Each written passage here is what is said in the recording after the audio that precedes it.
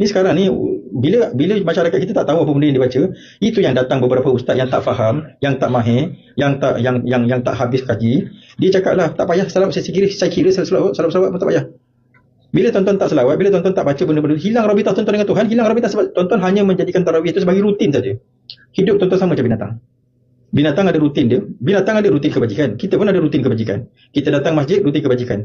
Jangan ingat bila kita datang masjid dan kita sembahyang, kita tak sama macam binatang. Kalau kita sembahyang tu bukan kerana Allah, sama macam binatang. Jadi dia nak kritik bila tak ada selawat antara solat-solat tarawih itu sebagai kononnya hilang rabitah tuan-tuan dengan Tuhan, maknanya hilang ikatan hubungan dengan Tuhan, padahal dalam solat itu sendiri ada selawat dan sebaik-baik selawat. Okey? Dan dalam ketika lain pun dia ada katakan zikir ni rabitah dengan Tuhan kan. Dalam solat tu pun zikir juga tu. Sampai solat itu juga disebut sebagai zikir kan. Okey, baik. Ulasan yang keempat, dia kata bila tak buat zikir, selawat, doa antara solat-solat tarawih tu kan, menjadikan tarawih itu rutin sahaja. Hidup tuan-tuan sama seperti binatang. Okey, baik.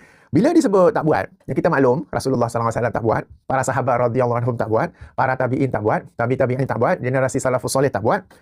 Setahu saya para imam mazhab yang 4 pun tak buat, kita mazhab yang muktabar yang masyhur pun tak buat. Punya ramai yang tak buat sebenarnya. Dia orang ni macam mana ni? Sama macam binatang ke wahai Syekh? Syekh seorang saja ke yang manusia? Kan? So, nampak tak siapa yang membinatangkan dirinya sendiri? Okay? Bukan saya yang kata, dia sendiri kata hidup sama seperti binatang. Dan sekarang ini binatang tu macam kembali kepada siapa agaknya.